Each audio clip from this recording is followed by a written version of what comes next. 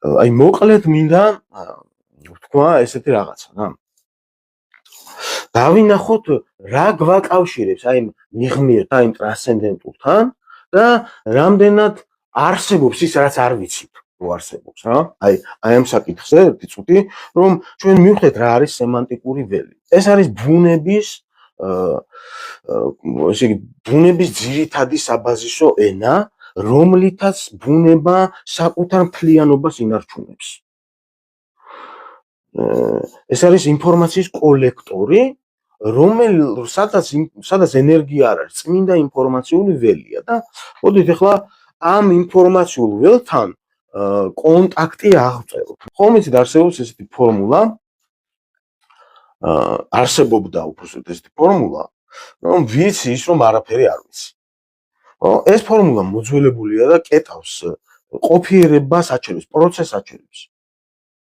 და სემანტიკურ ველთან კონტაქტში ყოფიერება არასდროს არ ჩერდება. კრეატივი არასდროს არ ჩერდება და შემოქმედებითობა არასდროს თავარი ძირითადი ინსტრუმენტი ხდება ადამიანის ხელში რა. ესეთი ფორმულა ხო ვიცით მე მანამდეც მithქვამს, მაგრამ ცოტა სხვანაირად შევხედოთ ახლა რა. ავიღოთ ესეთი სივრცე, სადაც ჩვენ ეს ვიცით რა, აქ არის ვიცი, ხო? ვიცი სივრცე, ხო? მე მაგალითად აი მწოდნის კიდევ ვამბობ რომ ყველაფერს ვწოდნე კი რომ პირიქით მე უფრო მეტი არ ვიცი რაღაცას რომ სწავლობ რაღაცას, ხო? ხვდები რომ კიდევ უფრო მეტი არ ვიცი, ზოგჯერ ნეტა არ მესწავლა უფრო მეტი არ ვიცი რა, ვიდრე ვიცი რამდენადაც ცოდნა შეიძენ, იმდენად ფართოვდება ის სივრცე, რასაც შენ ეხები არ ცოდნის მხრივ. ეს სივრცე ხო ვიცით აქ იმყოფება არ ცოდნის სივრცე, ხო? ეს აქ რაღაცა საკითხი შეისწავლის ადამიანი, ხო? რაღაცა ვთქვათ აი ნებისმიერი საკითხი ავიღოთ, რომელზეც რაღაც გაგვიგია, რაღაც ვიცით, მაგრამ ბოლომდე არ ვიცით რა. ეხები არ ცოდნის სფეროს. ბოლომდე არ იცი, ხო? შესწავლილი არ გაქვს, მაგრამ იცი რომ ის არსებობს. ხო? როგორც კი შენ აი რაღაც რო აკლია იმ ცოდნას რა. აი მაგალითად ვთქვათ სინათლის სიჩქარეზე ვიცით, ხო, მაგრამ სიტყვაზე აი თვითონ აინშტაინის შესახებ ბევრი რამე ვიცით, მისი პირადი ცხოვრებიდან, ან პირობითად ვამბობ, აი რაღაცა მომენტები ხო არის ამ მიმართულებით, რაც არ ვიცით. ან ნებისმიერი სხვა მიმართულებით რა, რაც ვიცით რაღაც საკითხი, მაგრამ იმ საკითხთან დაკავშირებით რაღაცას ვეხებით, არ ცოდნის სფეროს, ის ხო არსებობს მაინც. ხო და ნახეთ, ეს ხო რადიუსი, ჩვენი ცოდნის რადიუსი, ჩვენი გამოცდილების აქ აი ამ ხელაა, ხო? ეს რადიუსი ესეთია, ესეთი ზომის არის. როგორც კი ჩვენ აი ამ საკითხებს შევისწავლით, რომელიც ნაწილობრივ ვიცით და ნაწილობრივ არ ვიცით, იქვე აი ეს ფართოვდება, აი ეს სივრცე, რომელიც ჩვენ უკვე ვიცით, ხო? გაფართოვდა. შესაბამისად, ვეხებით აი მარცოდნის უფრო დიდ სფეროს, უფრო მეტი საკითხები აღმოჩნდა კიდე, რომელიც არ ვიცით. და ესეა საერთოდ. სინამდვილეში ეს პროცესი არ უნდა ჩერდებოდეს. არ უნდა ჩერდებოდეს ეს პროცესი, თუ კი ადამიანს უნდა რომ აი ამ ბუნების სემანტიკურ ველთან კონტაქტი ჰქონდეს რა და ეხა აუხსნათ. როგორც კი დავიწყებთ ამ საკითხების შესწავლას, ხო, იქვე იწყებს გაფართოვებას მე აი ეს კიდე სივრცე, რომელიც ჩვენ ვიცით, ხო? კიდე და კიდე ფართოვდება, ანუ აი ეს პროცესი ჩვენ თუ კი აი აქ იმყოფება ადამიანი, ხო? აი აქ კიდეზე დგახარ პირობითად. თუ აი აქ კიდეზე დგას ადამიანი, ხო? შენ მუდმივად ეხები იმას, რაც ობიექტურად არსებობს. მაგრამ არ იცი. ეს ჯექსი მოვიდა, საკაცო უკაცრავად. ჯექსონამ მომაკითხა. ესე თქმა მინდა ახლა, ნახეთ. ჩვენი აზრი, ხო, ადამიანის ფიქრი, ადამიანური ინფორმაცია არის ხაზოვანი. ჩვენი ველი, სააზროვნო ველი. ხაზოვანია რა, ჩვენი აზრი.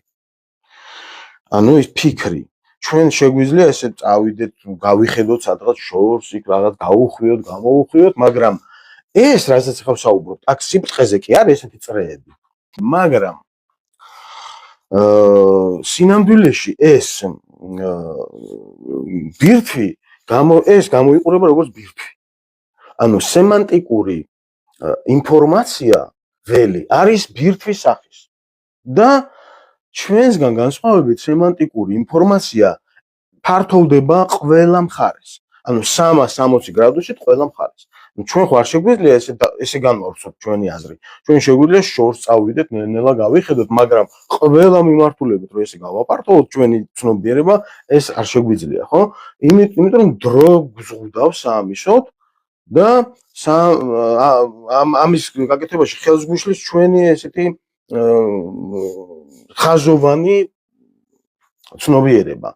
ჩვენი აზრი არის ხაზოვანი და სემანტიკური ინფორმაცია არის ბირთვის სახის და ფართოვდება ყველა მიმართულებით და როდესაც ადამიანი აი აქ დგას ზემოდან, ხო? ანუ მისი ცნობიერებით ყოველთვის აქ არის რა, პირობითად აემბიტზე, ის მუდმივად შეხებაში იმყოფება იმ ინფორმაციასთან, რომელიც ობიექტურია. ასეთი თვისებით ხასიათდება ობიექტურობასთან კონტაქტი. ეს ბუნების ინფორმაციული ველი, აი სემანტიკური ველი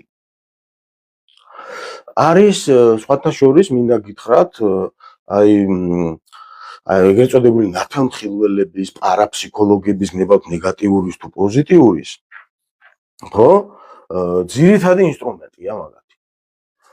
ახალმა ფსიქოლოგიამ და კონკრეტულად ონტოფსიქოლოგიამ ესე იგი ეს სივრცე შეისწავლა და დაამტკიცა ტერმინოლოგიურადაც და მეცნიერული ახსნა არგუმენტაციითაც.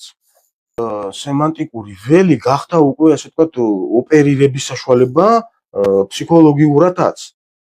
ურად და ძალიან რთული არის ამის პრაქტიკა აი ესეთ ჩვეულებრივ რუტინულ სოციალურ ცხოვრებაში. მაგრამ როგორც კრიტერიუმი, ხო?